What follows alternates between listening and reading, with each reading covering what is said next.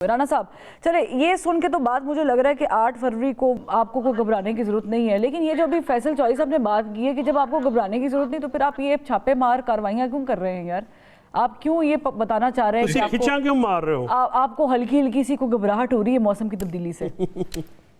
राना साहब देखिए, ये तो इनका मौकफ है ना, कोई छापे नहीं पड़ रहे, कोई इस तरह की कोई कार्रवाई नहीं हो रही। अभी पंजाब की जो हुकूमत है उसका फोकस तो बसंत को कामयाब बनाने के ऊपर है।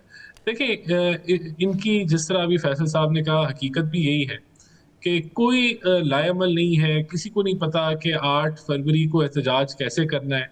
इनके जो सारे पीटीआई के जितने भी लोग होने हैं, मैं वो अजहर सदीक साहब है उनका इंटरव्यू सुन रहा था, वो भी बसंत मना रहे हैं। अभी फैसल चौधरी साहब भी बसंत मना रहे हैं, उसके अलावा भी ज्यादातर जो पीटीआई के लोग हैं वो बसंत ही मना रहे होंगे। मैं तो बल्कि सोशल मीडिया पे इंटरव्यूज बच्चों के सुन रहा था, टीनेजर्स के, नए जो हैं नौजवान, वो सारे उनसे पूछा आप एहतजाज करेंगे या बसंत मनाएंगे? उन्होंने कहा जी ये तो हम तो पतंगे उड़ाएंगे।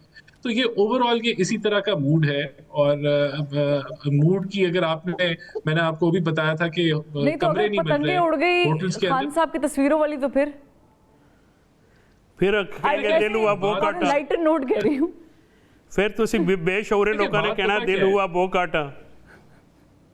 नहीं देखे मैं और ये आप रोक नहीं सकेंगे, मैं आपको बता दूं।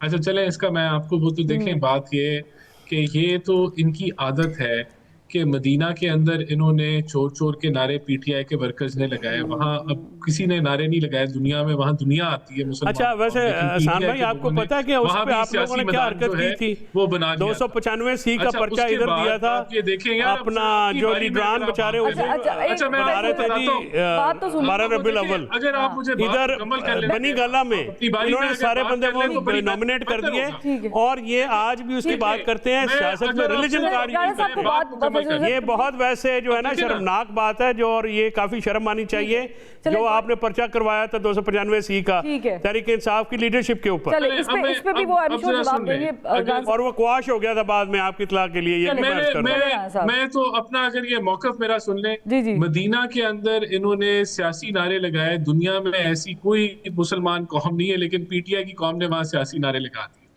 अच्छा 14 अगस्त को नया ट्रेंड है। अब आप जरा बात सुन लेना यार, अपनी बारी में बात कर ले। अब जरा कर लूं मैं बात, इजाजत है आप? प्लीज। हाँ अच्छा, 14 अगस्त को इन्होंने नया ट्रेंड बना लिया है कि आप अपने सियासी झंडे जो हैं वो उठाएं और पाकिस्तान के ना उठाएं। अब आपका प्राइम मिनिस्टर जाता है या चीफ ऑफ आर्मी स्टाफ जाता है बैरून मुल्क, तो वहां ये पाकिस्तान के खिलाफ नारे लगा रहे होते हैं। यानी कि तकसीम और नफरत की सियासत जो है वो इन्होंने कमाल की की। तो ऑब्वियसली ये जो त्यौहार है इसमें भी अगर आपने सियासी नारे लगाने हैं और आपने तकसीम करनी है तो ये तो आदत से मजबूर है। हो सकता है ऐसा कोई इंसिडेंट कर ले, लेकिन ये जो नफरत के बीज बोए गए इसको हमने बाहर निकालना है और हमने नॉर्मल सी लेके आनी है। जो बदतमीजी का कल्चर इस मुल्क के अंदर मुतारिफ कराया गया ना, उसको हमने रिवर्स नहीं हो जाएंगे तो क्या फर्क पड़ जाएगा? मुझे ये भी बताइएगा राना साहब, ये सवाल मैं ज़ाहिर है शौकत पासा साहब से भी करना चाह रही हूँ, लेकिन before going to the break, ये थोड़ी लचक दोनों साइड से दिखाई जा रही है। ऐसी बात नहीं है कि एक साइड को अप्रिशिएट करना चाहिए। पीटीआई अगर एहतजाज कामयाब नहीं करा रही है तो अल्टीमेटली ज़ाहिर है कि आप लोगों के हक में बेहतर है, और आप लोग भी यही चाहते थे।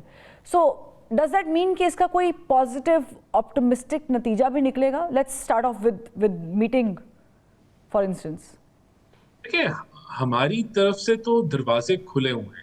प्राइम मिनिस्टर ने हमेशा बातचीत के ऊपर उसको समझते हैं कि ये बेहतर रास्ता है और सियासी जमातों को बैठ के अपने मसाइल का हल करना चाहिए। The issue is not with the government is open door policy. Problem Khan साहब का है कि अगर आप, और वो सोच का है ना, कि अगर आप एनडीयू का कोर्स अटेंड कर रहे हैं तो आप मीर जाफर मीर सादिक हैं। This is where the problem comes. वो उन्होंने एक अपनी लाइन लेनी है और उस लाइन पे पूरी जमात ने जो है वो चलना है। अगर वो आगे पीछे होंगे तो ये मसाइल में आ जाते हैं। यहाँ मसला है, बाकी कोई मसले क्या। हम तो जब ऑपोजिशन में थे, जब इन्होंने राना सनाउल्लाह के ऊपर हीरोइन के पर्चे काट दिए, इन्होंने हमारी पूरी क़यादत को रगड़ दिया, मैं आप किस किस का नाम लूं, तो तब भी प्राइम मिनिस्टर कहते थे कि यार बातचीत करें।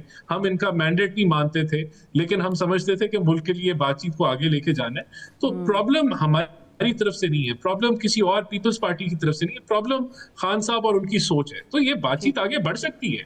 ऑपोजिशन और हुकूमत अपने इख्तलाफात के समेत मुल्की मफादात के लिए इकट्ठे बैठ सकते हैं, लेकिन प्रॉब्लम इधर से आती है हमारी तरफ से। यानी आपने इसको ऐसे समअप किया है कि हम बैठ सकते हैं, बैठना चाह भी रहे, लेकिन प्रॉब्लम आएगी अडियाला से।